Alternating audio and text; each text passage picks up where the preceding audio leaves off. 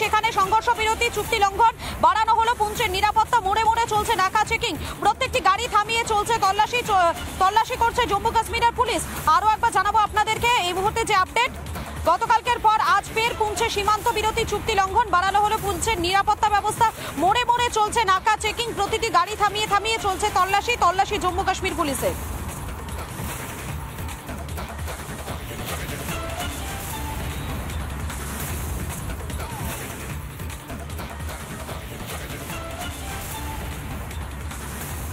পাকিস্তানকে শুকিয়ে মারতে একের পর এক পদক্ষেপ আর একের পর এক বাঁধ বন্ধের নির্দেশ দেওয়া হচ্ছে ভারতের পক্ষ থেকে, যার ফলে এই মুহূর্তে পাকিস্তানের শুকিয়ে যাওয়া অবস্থা দেখুন একবার।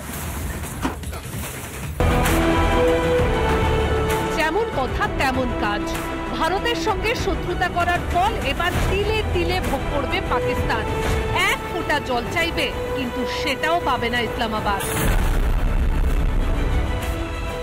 সিন্ধু জলবন্টন চুক্তি স্থগিত রাখার কথা আগেই ঘোষণা করেছে ভারত। এবার চেনাব নদীর জল আটকে তার বাস্তব রূপ দিতে শুরু করলো দিল্লি। প্রথমে বাগলিহাড় বাঁধের গেটগুলি বন্ধ করে দেওয়া হয়, এবার সালাল বাঁধের গেটও বন্ধ করছে ভারত। এতে জলস্তর ব্যাপকভাবে কমছে চেনাবের। এর ফলে পাকিস্তানের পাঞ্জাব প্রদেশে ভয়ঙ্কর জল সংকট দেখা দেবে। চেনাব নদীর জলই পাকিস্তানের পাঞ্জাবের প্রধান কৃষিভিত্তিক অঞ্চলগুলিতে সেচের জন্য ব্যবহৃত হয়। তাই জলপ্রবাহ কমে গেলে তা ভয়াবহ প্রভাব ফেলবে সে দেশের ফসল উৎপাদনে। ইতিমধ্যেই ভাইরাল হয়েছে পাকিস্তানের শুকিয়ে যাওয়া চেনাবের ছবি। কিন্তু এখানেই শেষ নয়। সূত্রের খবর, ঝিলামের কিষান গঙ্গা বাঁধেও একই ব্যবস্থা নেওয়ার পরিকল্পনা করছে সরকার। পাকিস্তানকে আর কোনোভাবে রেয়াত করতে রাজি নয় ভারত। সিন্ধু জলবন্টন চুক্তি স্থগিত রাখা নিয়ে মোদী সরকার যে পিছিয়ে আসবে না তা ইতিমধ্যেই পরিষ্কার হয়েছে। বরং কাশ্মীরে স্থগিত থাকা জলবিদ্যুৎ প্রকল্পে নজর দিতে চায় সরকার। দ্রুত কাজ শেষ করতে চায় কেন্দ্র। শাহর নেতৃত্বে চলতি সপ্তাহে বৈঠকের সম্ভাবনা। গতি পাবে 6টি বড় জলবিদ্যুৎ প্রকল্পের কাজ। সিন্ধু চুক্তি আর কোনো বাধা নয়। পাকিস্তানকে তথ্য দেওয়ার দায় নেই আর।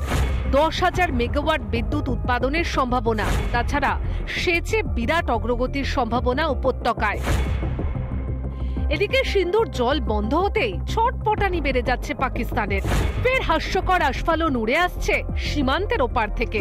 খোয়াজা আসিফ বলেছেন, যদি ভারত সিন্ধুর জল আটকানোর জন্য বাঁধ নির্মাণ করে তাহলে পাকিস্তান তা ধ্বংস করে দেবে।